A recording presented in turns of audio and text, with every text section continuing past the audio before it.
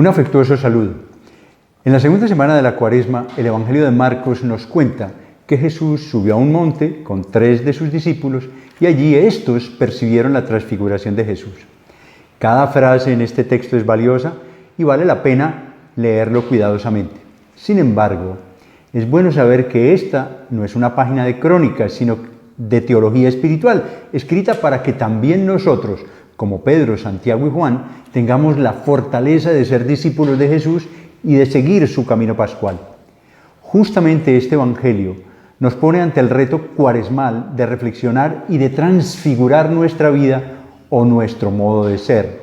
Nos induce a un cambio de mentalidad, a una metamorfosis o a una evolución de lo que somos, para vivir esa nueva humanidad que irradia Jesús, dejando salir toda la luz que está dentro de cada uno de nosotros y que no es otra cosa que la bondad de Dios habitando en nosotros.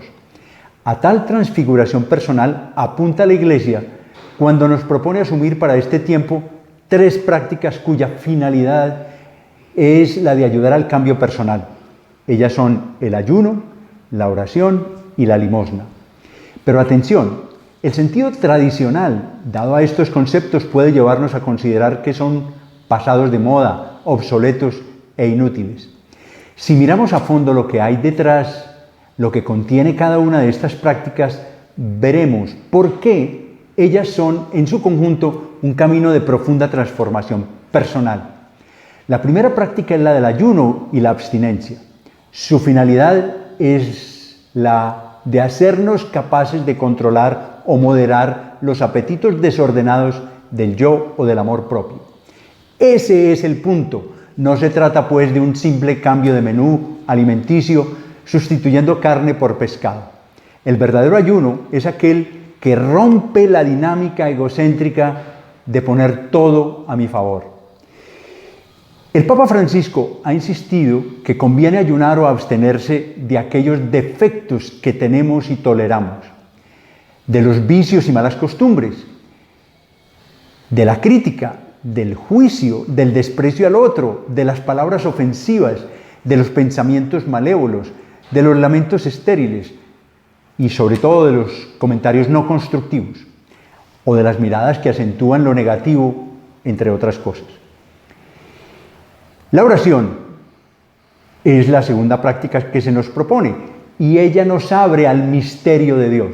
Aquí el punto es justamente ese: abrirnos al misterio de Dios, dando de nuestro tiempo al silencio, a la meditación, al desarrollo de la interioridad. A la escucha de esa nuestra conciencia, porque ese es el lugar en que Dios se comunica. Y sobre todo a dejarse llevar por las insinuaciones de su espíritu, que no es un espíritu malévolo, sino un espíritu santo. El Evangelio de hoy nos dice justamente que Jesús subió a un monte con 3 de sus discípulos. Subir al monte es exactamente eso, entrar en comunión con Dios, elevar nuestro corazón y nuestra mente hacia Él y abrirnos a esa experiencia espiritual que nos permite ver y entender el mundo y la vida y a Jesús de otro modo. La limosna es la tercera práctica, que nos abre a los otros. Tal es el foco aquí, abrirnos al otro. Y esto es mucho más que dar de lo que nos sobra a quien es pobre. Se nos propone algo más profundo y radical. Es el desarrollo de la capacidad de abrirnos al ser y a los problemas del otro para captar su sufrimiento y hacernos solidarios y compartir lo que somos y tenemos. Abrirnos al otro no es simplemente darle cosas, es ante todo escucharlo, darle tiempo, ocuparme de él. No hay duda que esta práctica nos transformará. Por ello, Jesús, luego de la experiencia mística de la transfiguración, pone inmediatamente a sus discípulos otra vez en contacto con la realidad sufriente de los seres humanos de aquel tiempo, de modo que ellos fueran capaces de ponerse al servicio de otros, pudiendo incluso llegar al extremo del don de sí, como será su experiencia personal. Este es el sentido profundo de la limosna como práctica, el don de sí.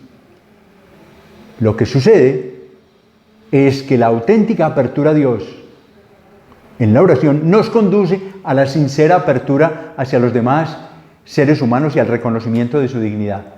Reitero, la oración cristiana conduce al servicio, incluso extremo, sacrificando los intereses del propio yo y dando la vida. Por eso, estas tres prácticas de moderar las exigencias del propio yo para ser capaces de la entrega personal, abrirse a Dios para conocer cómo Él guía nuestras vidas a través del amor y abrirse a los demás para servirlos hasta el extremo del sacrificio, son las tres dinámicas que transfigurarán nuestra vida y nos colocarán en el camino de Jesús. Quiero invitarlos pues para que las asumamos con el corazón en esta Cuaresma, de tal modo que ellas se conviertan en actitudes de nuestra vida y se extiendan más allá de este tiempo cuaresmal para toda nuestra vida. Una buena semana.